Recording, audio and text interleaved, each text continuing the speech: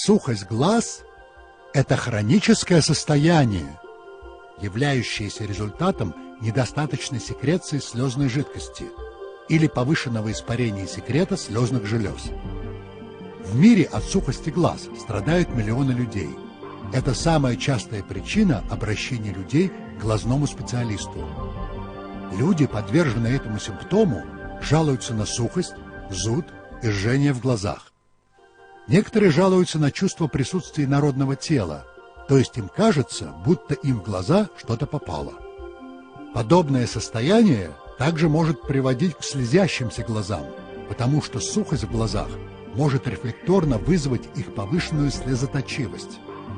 На ранних стадиях сухость глаз может вызвать небольшой дискомфорт, но по мере развития этого состояния оно может стать крайне неприятным.